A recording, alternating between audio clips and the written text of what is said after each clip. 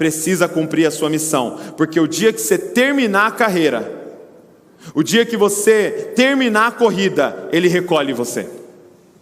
Se você acordou hoje, é porque ainda tem coisa para fazer, então a gente precisa desse empoderamento do Espírito para cumprir essa missão. Então sobre cada um aqui é derramado um dom, é derramado um carisma. Agora a segunda coisa que eu quero te mostrar é que Ele chama os seus servos e distribui esses dons. O que eu quero te mostrar é que não tem um servo que não recebeu nada. Não tem um servo que ele falou, dei 5 para esse, 2 para esse e nenhum para esse. Então você que não recebeu nenhum, procura os irmãos que tem vários e vai assistir culto na igreja deles. Tem isso? Não. Ele deu dons para todos. Se é um servo dele, se foi regenerado pela graça, vai ter dons de Deus sobre a sua vida, te empoderando para você andar nas boas obras que Ele já de antemão preparou para você. Eu quero quebrar um sofisma, uma fortaleza na mente de várias pessoas aqui. É mentira que você não tem nenhum dom. Eu vou falar de novo.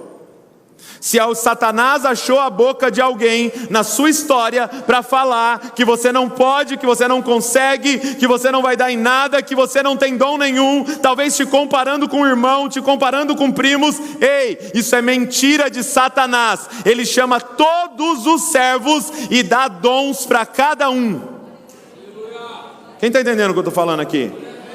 Então se você teve um encontro com a graça de Deus, você teve um encontro com o caris, você tem um carisma. Agora, é verdade que Ele deu 5 para um, Ele deu 2 para outro, e Ele deu 1 para outro. É verdade que é diferentes dons que Ele distribui, e quantidades diferentes, e o texto diz conforme a capacidade. Ok? Então o que eu quero mostrar para você é que você tem um dom. Primeira coisa, não caia na cilada de comparar dons. Quem aqui, lendo o texto, vem assim um pensamento em você, lá do fundo, que injusto.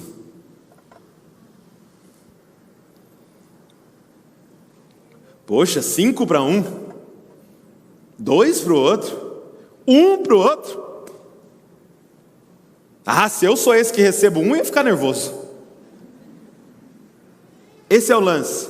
Não é para você se comparar com o outro, porque um é pouco se comparado com o do outro. Mas Ele não te chamou para se comparar com o outro, Ele chamou você para ser fiel com o seu.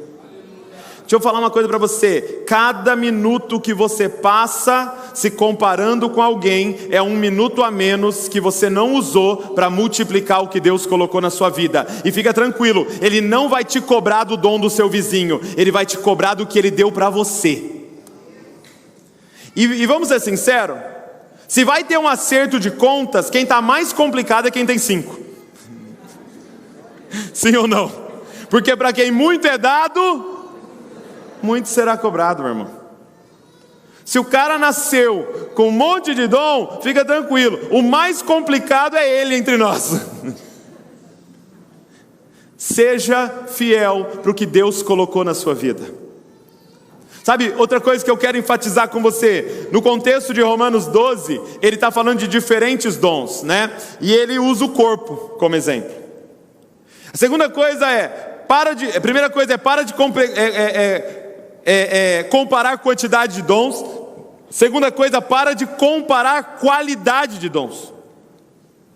Porque nós cometemos um grande erro como igreja, gente, que é supervalorizar os dons que aparecem. Supervalorizar, por exemplo, o dom de pregar. Supervalorizar o dom de cantar, de tocar, porque aparece. Ensinar, meu Deus, o ensino, que coisa maravilhosa e tal.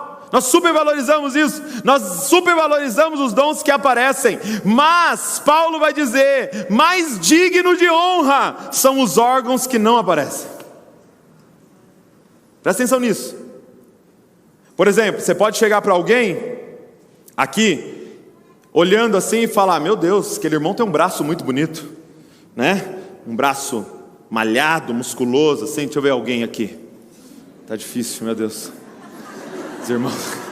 Os irmãos cuidam mais da alma aqui nessa comunidade, é uma coisa maravilhosa, né? O exercício físico é de pouco proveito, disse Paulo. Mas lembre-se que ele disse que não é de nenhum proveito, de pouco. Então faz um pouquinho, pelo menos. Então, imagina, você chega para o irmão e fala: meu, que braço bonito, olha, esse irmão malha, esse irmão, né, meu Deus, deve estar na academia todo dia. Agora deixa eu te fazer uma pergunta: se acontecesse um acidente e um irmão perdesse o braço, ele continuaria vivendo? Sim ou não? Sim? Né? Nós já vimos pessoas com o braço amputado, usam o outro. Já vimos pessoas sem os dois braços, que pintam com a boca, escrevem, fazem várias coisas e continuam vivendo. Agora, se uma pessoa perder o fígado, ela continua vivendo? Se uma pessoa perder o estômago, ela continua vivendo? E por que a gente não olha e fala: meu Deus, irmão, que fígado bonito, que irmão, fígado vistoso assim? Porque não aparece. Os órgãos vitais são aqueles que não aparecem. Posso te falar uma coisa? Pessoas que você não vê aqui nessa comunidade, na verdade sustentam muito mais essa comunidade do que pessoas que você vê. E se eu deixar de pregar aqui, vai trazer um prejuízo. Se os intercessores pararem de orar, essa comunidade não se sustenta. Tem pessoas aqui que sustentam essa comunidade em oração e que você não sabe o nome delas, você não conhece a face delas, você não celebra elas, mas elas são órgãos vitais desse lugar. Sabe que tem pessoas aqui que têm o dom da contribuição, e esse prédio aqui só está aberto porque elas estão cumprindo o chamado delas de contribuir, e eu e você nem sabemos o nome dela, e ela é um órgão vital aqui dentro. Quem está entendendo o que eu estou falando?